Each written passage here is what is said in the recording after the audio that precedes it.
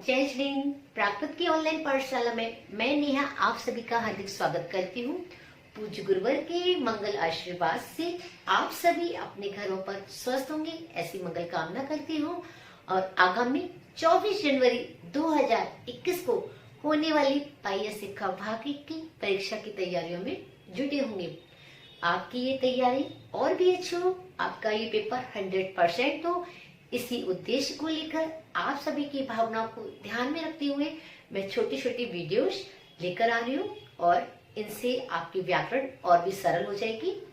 पिछली कक्षा में आपको सिखाया था मैंने सर्वनाम शब्द, प्रथम पुरुष एवं अन्य पुरुष, और आज की कक्षा में चलते हैं मध्यम पुरुष के सर्वनाम शब्द की ओर। चलिए सीखते हैं। सर्वनाम शब्द एक वचन, बहुवचन। वचन कितने होते हैं? 2 होते हैं, एक वचन और बहुवचन। प्राकृत में पुरुष कितने होते हैं? 3 होते हैं, प्रथम पुरुष, मध्यम पुरुष, उत्तम पुरुष। प्रथम पुरुष की चर्चा हमने पिछली कक्षा में की थी और आज की कक्षा में हम सीखेंगे मध्यम पुरुष। मध्यम पुरुष सर्वनाम शब्द पुल्लिंग, स्त्रीलिंग और नपुंसकलिंग तीनों में तुम के लिए तुम का ही प्रयोग करेंगे। ठीक है। जब सर्वनाम शब्द प्रथम पुरुष का हमने सीखा था तो पुल्लिंग का अलग था, स्त्रीलिंग का अलग था और नपुंसकलिंग के लिए अलग शब्द था। लेकिन यहाँ पर ऐसा नहीं है, तुम के लिए तीनों ही लिंगों में तुम का प्रयोग करेंगे और तुम दोनों और तुम सब के लिए तुम ही का प्रयोग करेंगे।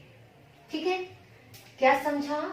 मध्यम पुरुष एक वचन में तुम के लिए तुमम, मध्यम पुरुष बहुवचन में तुम दोनों या तुम सब के लिए तुम ही का प्रयोग करेंगे और तुम और तुमम और तुम्हें ये तीनों लिंगों में प्रयोग करेंगे। ठीक है, चाहे लड़का हो लड़की हो नपुंसक लिंग हो, तीनों ही लिंगों में हम तुमम और तुम्हें का प्रयोग करेंगे। अब बात चल रही है हमारी वर्तमान काल की और वर्तमान काल के ही अभी हमें प्रत्यय देखने हैं। तो वर्तमान काल में तुमम के साथ सी प्रत्यय लगेगा, तुम्ही के साथ ह प्रत्यय। आप सभी कॉपी में नोट डाउन कर लीजिए।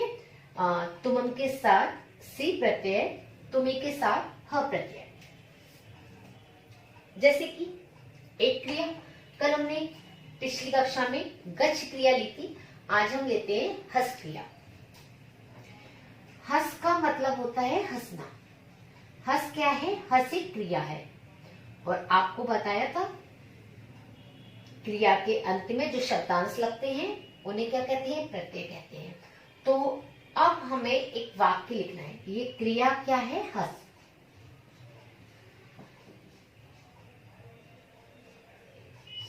हस क्रिया है और एक वाक्य हम बनाते हैं, तुम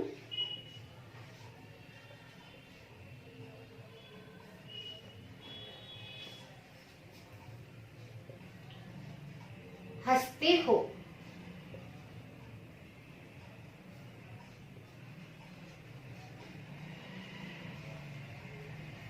तुम हंसते हो। तो तुम के लिए क्या लगाएंगे? तुम।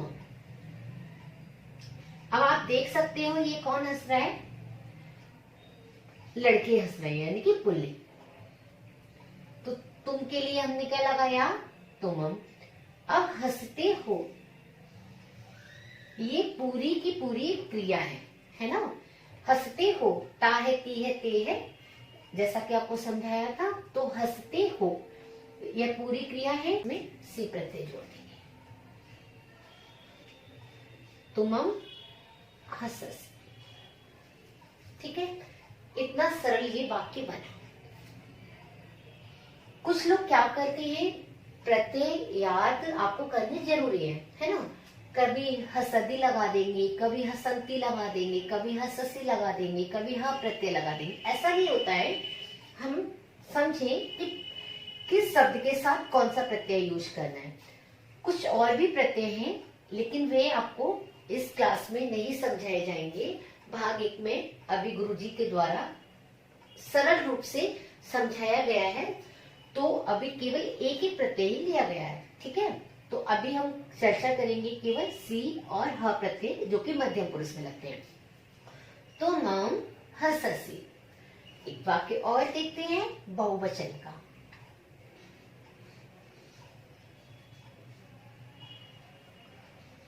तुम दोनों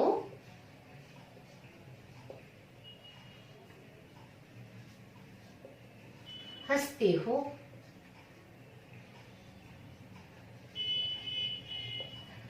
तो तुम दोनों हंसते हो, सबसे पहले हमने इतना शब्द अलग किया और तुम दोनों के लिए क्या लगाया, तुम ही।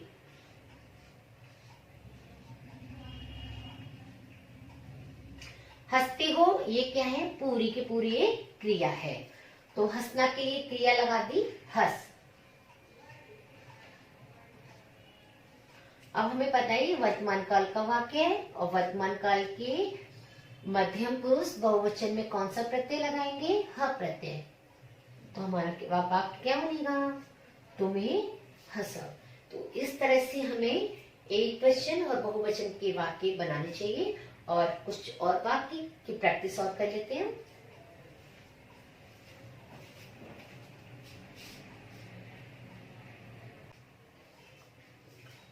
यहाँ मैंने कुछ क्रियाएं लिखी हैं। आगछ आना, पढ़ पढ़ना, लिखना, चल चलना, पिब पीना, गच्छ जाना। और इन क्रियाओं के कुछ वाक्य लिखे हुए हैं। आप सभी पाइया सिक्खा भाग 1 पर ये क्रियाएं देख सकते हैं। जिनके पास पुस्तकें हैं वे अपनी पुस्तकें खोलकर बैठा करें और जिनके पास पुस्तकें नहीं है वे सभी अपना, अगर पुस्तकें चाहते हैं मंगाना तो आप कमेंट बॉक्स में अपना एड्रेस डाल दीजिए। जब आपके पास पुस्तकें पहुंच जाए तो आप वहां से उस एड्रेस को डिलीट कर सकते हैं। ओके, तो वाक्य है तुम आते हो, तुम के लिए तुमम, आने के लिए क्रिया आगच्छ, प्रत्यय लगेगा सी, तुमम आगच्छसि। एक वाक्य और देखते हैं, तुम पढ़ते हो, तुम के लिए तुमम, पढ़ क्रिया सी प्रत्यय, तुमम पढ़सी। तुम लिखते हो, तुमम आप सभी में लगा लीजिए क्योंकि ये सभी तुमम है, ठीक है। और यहाँ पर क्या लिखेंगे, लिख क्रिया यानी कि लिखने के लिए और प्रत्यय जुड़ेगा लिहसी, तुमम चलसी। ऐसे ही पिबसी, गच्छस।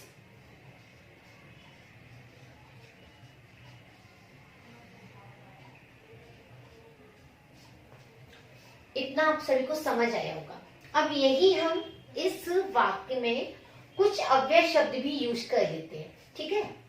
और जैसे कि तुम आते हो, यहाँ पर एक हम अव्यय यूज कर लेते हैं, तुम प्रतिदिन आते हो। क्या अव्यय यूज किया हमने, तुम प्रतिदिन। इस अव्यय शब्द को हमने किया तुम प्रतिदिन आते हो, तो आपको क्या करना है, आपका वाक्य बन गया तुमम आगच्छसि, प्रतिदिन आते हो, तो यहाँ पर तुमम प्रतिदिनम।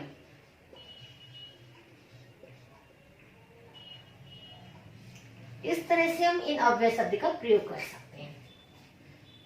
तुम पढ़ते हो, है ना। एक हमने अगर इधर अव्यय शब्द यूज किया, तुम यहां पढ़ते हो, क्या किया, तुम यहां पढ़ते हो, तो हम यहां पर, तुमम यहां के लिए अव्यय शब्द होता है अथ, तुमम अथ पढ़सी, ठीक है। तो इस तरह से अव्यय शब्द का हम वाक्यों में प्रयोग करेंगे। अब यही हम सीखते हैं एक वचन से बहुवचन के वाक्यों को बनाना। तुम आते हो, इसे बहुवचन में कैसे बनाया जाए, तुम यहाँ पढ़ते हो, इसे कैसे बहुवचन में बनाया जाए, तो इन वाक्यों को हम सीखते हैं।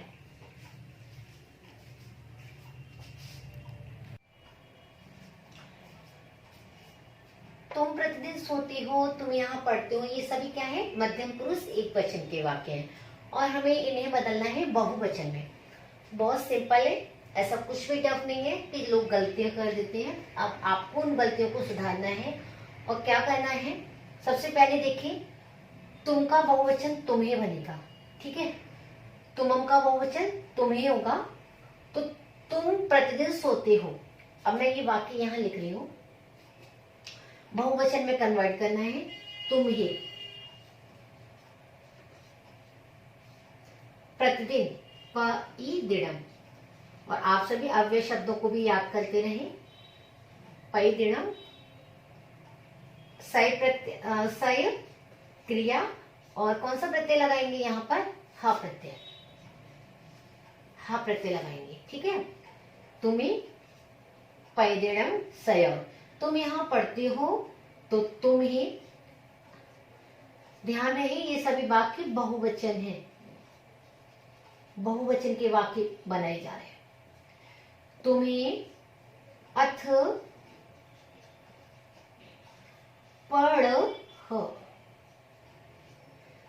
तुम लिखते हो, तुम्हें लिख,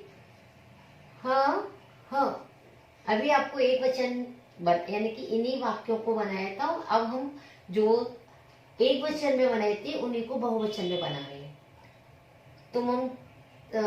तुम चलते हो, तुम्हें चलह, तुम पीते हो, तुम्हें पिबह, तुम जाते हो, तुम्हें गच्छ। इस तरह से वाक्यों को एक वचन से बहुवचन में बनाते हैं। और अब आपका बचता है उत्तम पुरुष एक वचन और बहुवचन। अगली वीडियो में उत्तम पुरुष एक वचन और बहुवचन के वाक्यों को सिखाने का प्रयास करूंगी। आशा करती हूँ आप सभी को जितना मैंने सिखाया पढ़ाया आप सभी को समझ आ रहा होगा। फिर भी यदि अगर किसी को कोई भी किसी भी प्रकार की परेशानी होती है तो आप कमेंट बॉक्स में अपना कमेंट लिख दीजिए। जो भी परेशानी होगी मैं कोशिश करूंगी कि आने वाली वीडियोज में उनका ध्यान रखूं। और अब मैं आप सभी से विदा लेती हूँ और फिर से दोबारा कहना चाहूंगी 24 जनवरी 2021 शाम को 7 बजे आपकी वार्षिक परीक्षा ऑनलाइन होगी और आप सभी उस परीक्षा की तैयारियां बहुत अच्छी तरह से करते रहें। धन्यवाद।